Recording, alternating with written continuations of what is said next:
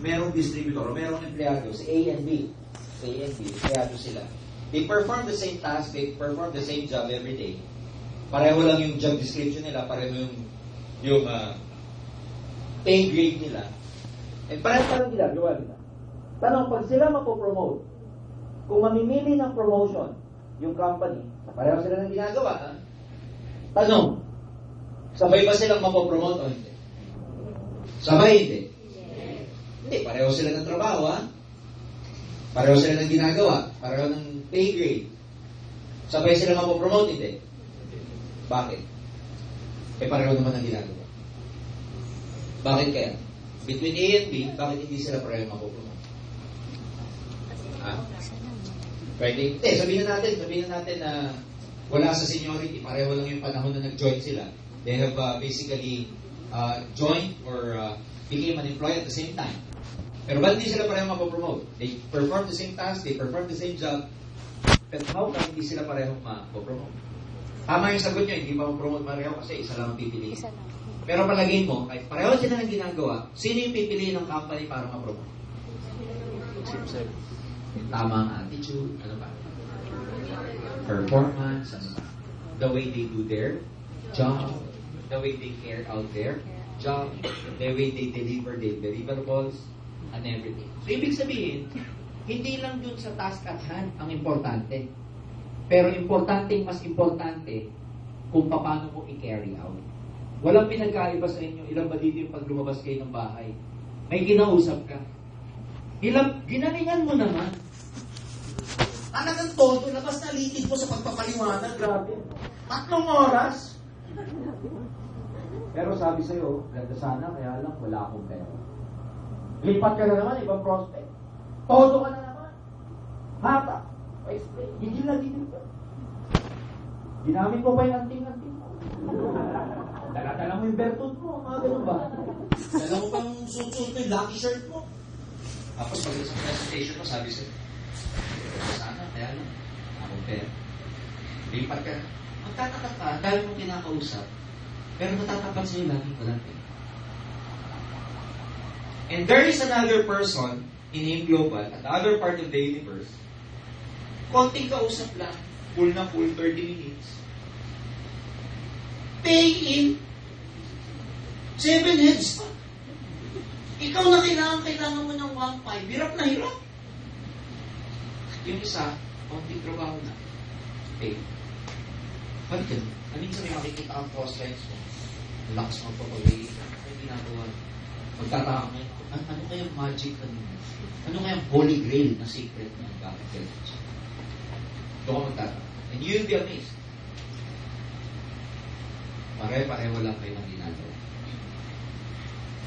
Yung bang nakapagpa-pay, iba yung marketing plan na sa'yo. O pareho lang.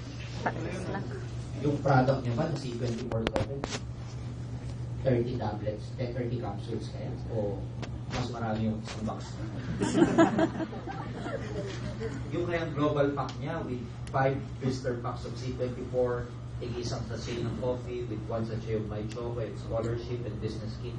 Yung kayang global pack mo is 798 lang. Kumpara sa'yo na 798 ang explanation. What I'm pointing out is this, pareho lang kayo.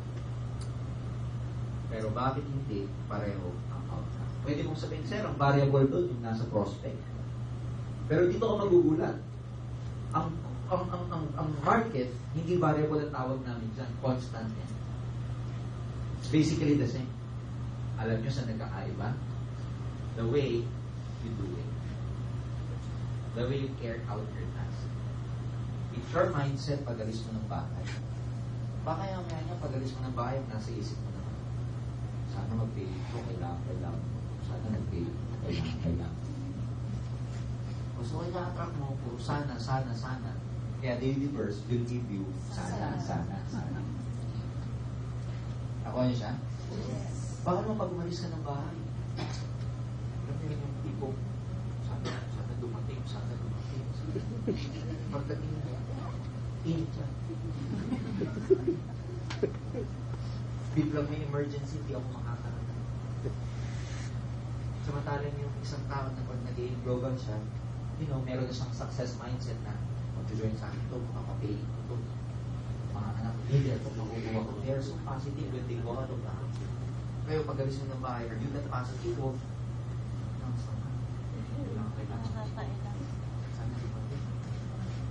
so minsan nasa ano mo, nasa mindset mo. Kaya yung mga natatapat sa yung rep, yung kung ano yung na-attract. So make sure na tama yung attraction mo para tama din yung dumadating. And at times, siyempre, katulad ng binanggit ko, gusto natin maging successful, pero kahit alamin mo lahat ng skills na meron ka, o kahit na alamin mo lahat ng skills na dapat meron ka, mapag-aralan. Pero again, kung hindi ganun ka gigil, kulang ang enthusiasm mo, kulang ang energy mo, you'll never be able to get there to your goal. Kaya, isipin nyo mabuti na ito yung success mo. At doon ka magsisimula o sisimula, pupunta. Along the way, maraming possible obstacle. Pero, kabalik ang bagay ko kanina, pag desperado ka, ikaw ang mind mo makakagawa ng paraan, o yung mind mo magiging creative para makuha. So at this point in time, I'd like to have a male volunteer na may papagawa ko sa kanya pag nag-volunteer. Can I have someone? Male, LP. Ha? Ayan, sir, liga rito. Ayan. Palakpakan naman natin siya. Liga rito. Ayan.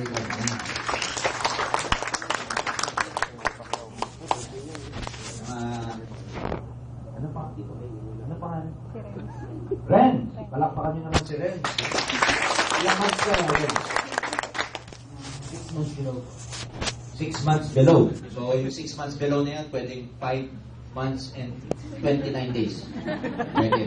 Hindi, mga ilang months? Mga 3, ganyan. More than 3 na. February, March, April, May, June, July, August, 6 months. 5. Sino apply mo nandito siya? Wala. Bakit? Pero ikaw taga Pampanga ka? Quezon. Okay. So, rents. Ilang heads ka, rents? 3 heads. Part-time or full-time? Part-time. Anong work mo? Okay. So, I'm sure, rents. Tama ba ako na gusto maging successful? Tama. Gano'n mo ka gusto maging successful? What's your reason why you want to be successful? Ano yung reason mo bakit gusto maging successful? Para po makatulong sa pamilya. Dahil galing na po ako mahirap na pamilya po. Hindi po na pag-college and sa global po. Ano naman kung mahirap po? Mga po. What I'm asking him, why he wants to become successful? And ang answer niya is, kasi mahirap lang kami, gusto kong tulungan ng family. Ano naman kung mahirap? Ba't ko gusto tulungan? Para po magkaroon po kami ng financial freedom po. Okay. So, gusto maging financially free, gusto makatulong, kasi mahirap kayo. Again, patuloy ko. Ano naman kung mahirap? What's wrong with being poor? What's wrong with being poor? Ibig sabihin, kung mahirap. Kasi marami din dyan mahirap, pero ayaw mag-succeed. Ibig sabihin, marami din mahirap, pero ayaw magbago buhay. Pero ba't ikaw, mahirap kayo sabi mo, bakit gusto mo magbago? Ba't gusto mo maging successful? Gusto ko maging successful. Una-una po sa lahat para sa magiging future ko. Para sa magiging pamilya ko. At para po sa pamilya ko ngayon, gusto ko silang iahon sa kahirapan. May bigay ko yung mga gusto nila. At para magpahinga ko sila sa nang mas maaga. Ang ginagawa. Ayaw mo maging mahirap. Yan.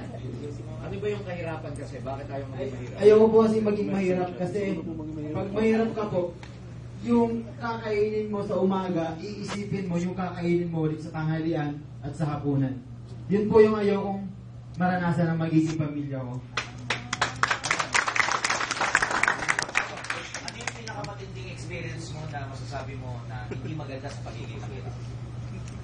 Na hindi po maganda. Ano mo, sa buong buhay mo, ano yung experience mo, masasabi mo na, mahirap kayo? Ano na experience mo? Pinakang na-experience ko po na pinakang mahirap na parte na naranasan ko po, yung oras na po ng pagkain at wala kang isasaing, ang gagawin mo na lang talaga, wala kang choice kundi manghirap sa kapitbahay. Ganun po. So in other words, naranasan mo yung kakain na lang kayo, walang pagkain. Tapos kailangan manghirap sa kapitbahay. Nang ano, ulam, bigas, dilata, spam, ganyan. Wala ko kami makain. Hindi naman spam. So, you know, we're just making fun of it, but it's very sad to experience this kind of experience. I came from a poor family, but believe me, hindi ko naranasan yung naranasan niya na kakain, walang makain, and you have to borrow from the neighbor. Mahirap kami, pero hindi ko naman naranasan yung gano'n. So, I believe na napakahirap ng gano'n.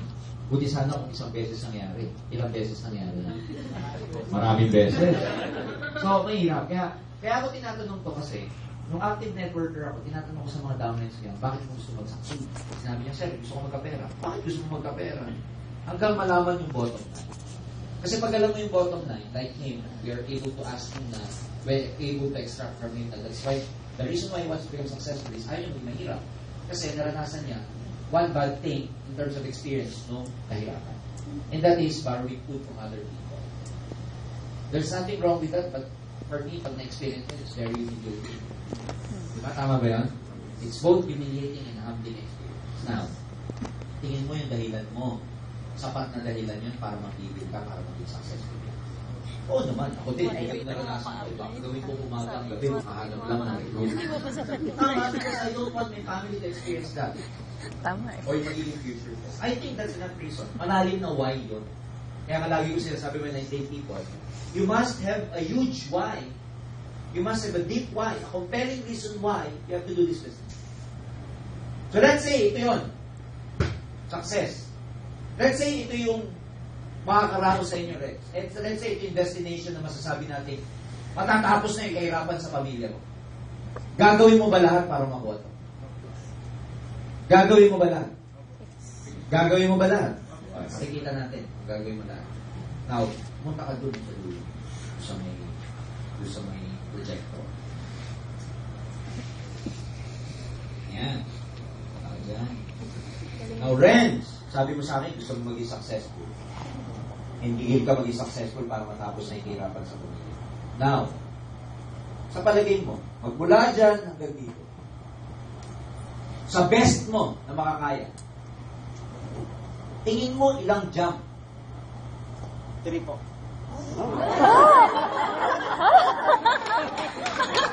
Oh, ha? Tinatawanan mo sa rin, ha? Oh. Tignan nyo mabuti, ha? Magmula dyan hanggang dito. 3 step. Sabi niya sa akin. His best. Ha? His best. Now, kaya lang, pag gagawin mo siya, bibigyan kita ng tip. Number 1, pwede kang bumelo. Diyan sa sisimulan mo. Okay? Tapos, kung saan ka maglaland, nagland ka from there. Nagland ka dito. Wala kang garo yan. Parang lang, parang kinakaroon ko na ron. Wala na nagland ka dito. Dito ka rin magsisimula para makapunta ka. Okay? Nakuha mo siya? So, sabi mo sa akin, 3 para makarating ka dito. Number 2, habang nag-jump ka, kailangan sumigaw ka ng ganito. Malakas. Sabi mo, I want success! Okay? Wala rin, tatanong ka ganyan. Pag tumanong, I want success! Tapos pagtatanong ka na naman, I want success! Yung gigil, nagigil ka dapat talaga. Pwede ba masample, ha? Sige, yun yung sigaw muna. I want success! Kulang. Kasi yung I want success ko parang si Justin Bieber. Parang si Justin Timberlake. Kailangan yung tipong bigyan, I want success! Tipong gano'n, yung talagang, ito yung makakaputol,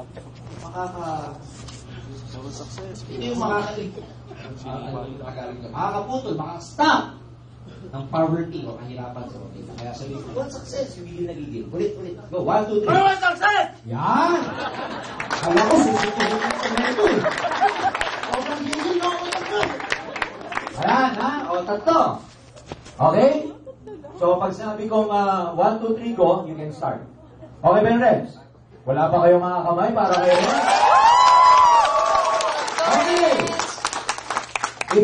the answer? To end the poverty, to end your being poor. Show us how desperate you are. Makita mo desperado ka. In a very short period of time, o kaya minimal, yung pinaka-minimum na steps makukuha mo. Na habang sumisigaw ka ng I want success. 1, 2, 3, go. I want success! I want success! I want success! Kulang mo sa atin. Ulit kami. Ulit ka. Usapan natin, 3 lang. Tingin ko, kasi nagawa mo, alam mo, 4 eh. Sabi mo, 3 lang. O, pwede kang bumelo. So, again, sabi mo, pwede kang huminto, hindi pwede naman na, o kasi ginawa mo tuloy-tuloy. Pwede nga mag-stop mo, I want success! O, stop ka. Tapos, I want success! So, ulit. Hanggang makarating ka. Again, you have to do your best kasi ikaw ang nagsabi sa akin, tinanong kita, sabi mo sa akin, 3 steps. Ayan. Yun. Okay, maganda, may ginagayan ako lagi. Madudulas ka. Okay. Renz, tanggalin mo medyas mo. Remove your, Ha? Yan. Ayan, pwede mo gawin lahat. That's where you become creative. Tingnan nyo mabuti, ha? That's where you become creative. Because if you're desperate, you can, okay? Bago ka, para hindi ka mahirapan, sumigay ka muna ng I want success bago ka tumalon. Kasi ang hirap to nasa Erica, I want success. Diba? Oh, sabihin mo muna, I want success! Tapos, baba. I want success! Baba na naman. Okay? Oh, pwede kang bumelo, huwag ka mag-alala. Alright, 1, 2, 3, go! I want success! Okay. I want success!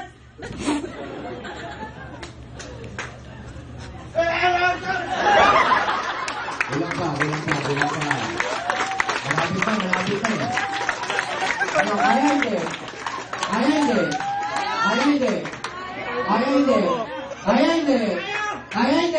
Pakita mo sa amin. Oh, wala ba kayong kamay? Para gawin? Oh. Nagawin sa'yo, ha? Sabi ko, pwede kang bumelo, di ba? Oh. Di ba? Nag-take off ka rito. Pag take off mo, at dito ka, let's say, babagsak. Let's say, dito. From here, pwede ka ulit bumelo para maka-take off ulit. Okay? Okay ba yun? O, 3, ha? Taasan mo yung hakbang mo. Mala leopard. Yan. Okay. At the top of your voice, at the top of your mouth, I want success. Okay. 1, 2, 3, go. I want success! Ayan, natanda mo kung saan ka nag-take off. I want success! Pangalawa, Anton, pangalawa. I want success!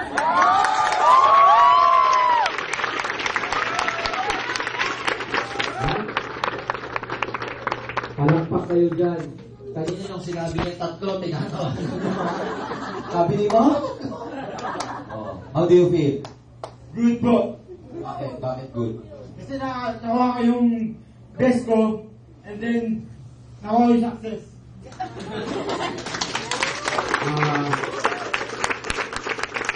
Hindi ka naman hinihingal. Medyo pa. So, tanong mo, ano yung pinakamahirap na part? Tingin mo, ano yung pinakamahirap na part? Madulas ko yung sahig. Yan, yung mga obstacle, ha? Tingnan nyo, identify natin. Oh, madulas yung sahig. Ano ba? Masakit ba sa paa? Nulit mo lang yung sinabi ko eh. Oh, masakit sa paa. Ano ba? Ano pa yung mga possible obstacle? Bakit may... Naisip mo ba sa mind mo kanina na parang napasubo ka sa 3? Nagduda ka ba? Nung ginagawa mo na, umapat ka nung una eh. Naisip-isip mo ba na mahirap yung 3? Kaya ko talaga kaya hindi naman ko umalas kung sumudas na ako. Okay. Ganyan yung mga downline. Oh, ganyan yung mga downline dahil dahilan. Mga downline, ha? Okay, kaya ko sana, kaya lang, ano yun? Pagpipigil sana, kaya lang, ano yun? Tama ba? Tama? Oh, ano pa? Bakit mahirap? Tingin mo, bakit mahirap? Sa mind mo kanina, clear ba na kaya mo talaga yung 3 o nagduda ka rin? Nung tumatalon po ako, parang sabi ko na Sabay yata. I'm sure he felt that way because nung nagawa niya nung first trial, 4 eh. So probably in his mind, nagduda siya na parang imposible. Walang pinag-aiba when we are in the field. Sometimes, nung una mong pay-in, excited ka, 7 heads, etc. Pero when you imagine nung mga first few prospects mo na ayaw, bigla ka magdududa na, parang, tama ba itong pinagagawa ko? Parang napasubo lang ako sa 7 heads. Sometimes you feel that way. Tama ba? Oo. Tapos ngayon, ano yung napapansin mo pag paulit-ulit mong ginagawa? Para kung bumibilis, parang napapalapit ka na sa ano, dun sa ginagawa mo. Pag paulit-ulit ka na, dumadali o umihirap? Dumadali po. Bakit? Kasi parang, alam mo na yung Tama. yung Tamang strategy, yung para magkakaroon ka na ng techniques para makuha mo yung goal mo. Yan mo ha, ganda nung sinabi niya. Habang tumatagal daw, sabi niya, bumibilis. Pangalawa, nakaka-develop ka kasi ng strategy at saka technique. Yung first, marami kang magagawang mali. Pero hindi mo pwedeng sabihin na walang purpose yun kasi kung hindi dahil doon, hindi yun na magiging reference mo sa next try mo. In fact, the mistakes that you commit during your first few presentation, first few recruit, will be your reference for future improvement. Kaya dapat kang magkamali kasi reference mo yun. Dapat may basis ka. E nagkataon yung 4 na steps niya, yun yung naging basis niya para ma-develop niya kung anong gagawin niya. Mas mataas pa ba yung hakbang? Pag nasa ere ba ako, kailangan gumanyan-ganyan ako. Hindi ko alam kung naglalaro sa isip ko eh. Pwedeng nung nasa ere ba ako, kailangan lalong laklakihan ko pa yung landing ko. So he was able to develop yung tinatawag ng strategy and technique.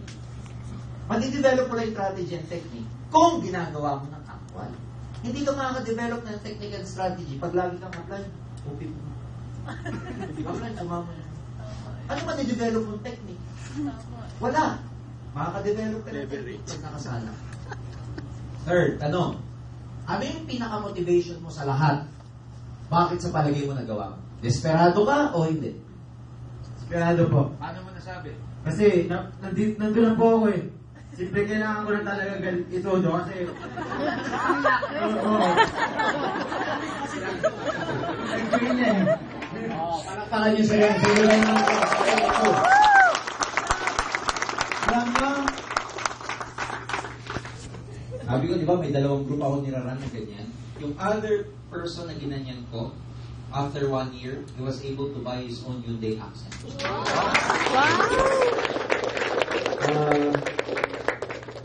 Natanggal lang yung kuko niya.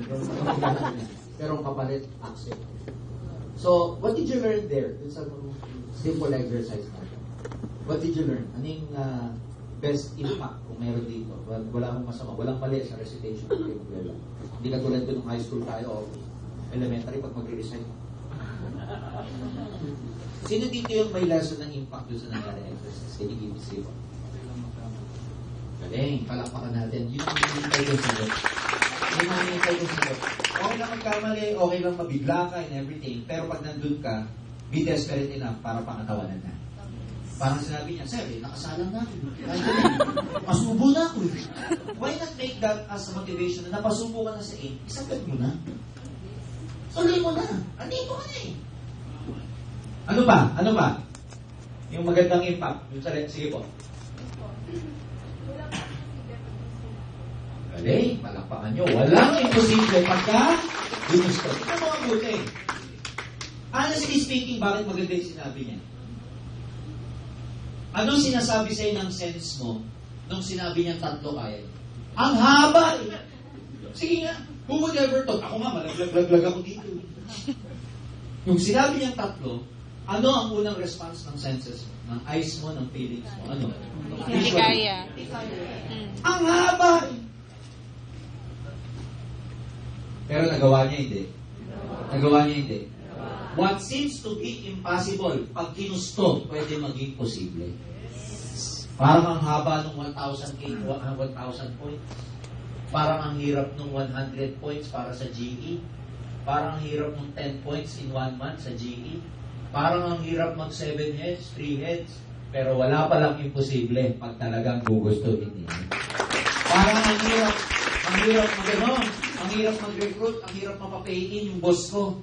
Pero pag ginusto mo, posible. Sometimes, you know what? Ang greatest blunder natin, yung senses natin. Ang pinakamatinding nagpipigil sa atin, alam nyo, yung mind natin. Anything else? Sige po. Bali yung nakaano sa akin, yung pagtanggal niya ng sapatos sa spring medyas. Kasi hindi niya basta magagawa yung hindi niya tumaya. Kasi may iba rin siya sapatos. Okay. So, pwede natin matawag yun na strategy. Tama ba? Pwede natin matawag na technique. Meaning, along the way, if you're so desperate to get your goals, you become creative as well. Kakagawa ka ng paraan. Tandaan nyo to, hindi lahat ng instruction manggagaling sa upline. Dapat maging creative ka by yourself kung paano mo ilalatag, paano mo ipapakita yung negosyo mo kung kani-kaninong tao. Meaning, along the way, kailangan maging nag-iisip ka rin kung anong gagawin mong strategy. Hindi pwedeng apply, ano ba yung pwede kong gawin sa ganito? Pwede kong gawin sa ganito. Maganda yung nagtatanong, but at the end of the day, sometimes you have to be creative first. Wala naman nagsabi sa kanya, tanggalin niya yung sapatos niya. Kasi malay mo, baka mabaho yung hindi lang. Anything else? Meron pa? Sige po. Sige po. Galing, no? The more you do it, the more you become effective. Because along the way, you develop strategy. Pag paulit-ulit, gumagaling. Next, alam na niya. Yung ibang, yung ibang mga participant ko sa ganyan, it takes us about 10 minutes, 15 minutes bago matapos yung exercise. Ito isa sa pinakamabilis na natapos. Sige lang. Yung learning attitude. Okay. Ayan. Sumunod siya sa instruction. So, meron siyang good learning attitude. That's why, isa rin yun sa nakatulong sa kanya. Minsan kasi yung mga simpleng instruction lang hindi pa nasusunod kaya lalo tumatagal. Yung mga downline natitigas ng ulo. Simpleng instruction lang, ayaw sundin. Minsan may ganito pa. Mas maganda yung naisip ko upline. Inventing the wheel. Anything else? Give po. So sa akin naman po pananaw sa ginawa niya, lakas ng loob at kapag di na mukha kasi kung di niya ginawa yun, sa dami namin dito, baguhan pa lang siya pero nagawa niya. Isipin niyo, walakpakan niyo, ha? Ibig sabihin, makapal talaga yung mukha niya. Pero, yung urge to do that, kakaiba yun. Kasi, can you imagine, madulas, masakit sa paa yun, I did that. And syempre, yung risk na sinabi mo na 3 steps lang, matatapos ko yan. So, convergence ng factors yan. But then again, because of your desperation to get your goal, kahit ano pang obstacle, kahit ano pang mga hindrances along the way, you'll be able to overcome them. Ang maganda doon, ang kakampi niyo doon, alam nyo, doon sa nangyari, ang kakampi ni Reds doon, yung experience niya sa first few trials. Yun ang magandang kakampi sa lahat. Kasi, kahit ano pang obstacle meron ka, kahit ano pa sabihin ng ibang tao, when you're able to do it, you will just improve upon it. And later on, time will tell, magiging successful ka na. Kaya nga, hindi lang nagiging successful dito, yung mga maraming reason. Ang hindi nagiging successful dito, yung sakto lang ang galaw. Ang hindi nagiging successful dito, yung masyadong dependent. Ang hindi nagiging successful, yung hindi nagiging creative. Ultimately, ang hindi nagiging successful, yung mga hindi desperate. Before we even take a break, I would like to show you a clipping, 5 minutes lang to, that, for a person like him, na he was able to do his best dun sa kanyang kalagayan, I think mas kaya natin gawin pa yung best natin kasi ang human spirit, mabibend mo ang katawan, mababali mo ang buto, pero ang human spirit, hindi mo kayang i-diminish, lalo na pag-use ng tao. So I want you to watch this para appreciate nyo yung sinasabi ko kasi alam mo, sa tagal ko nag-network, ang karamihang dilema ng maraming distributor, ang daming dahilan. Puro dahilan. Gusto nila yung mundo mag-adjust sa kanila para mag-succeed sila. Sana madali na lang. Sana oo na lang lahat ng produkto. Sana yung C24/7 kulay red kasi malas ako sa green. Kasi total ang t-shirt namin red. Gusto natin yung mundo nag-a-adjust sa atin, which cannot.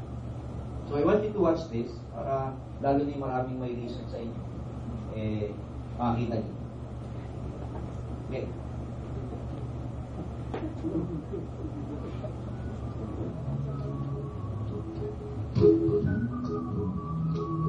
Annyeonghaseyo. My name is Nick Vujicic, and I love traveling around the world, fishing, golfing, and swimming. I love living life. I am happy.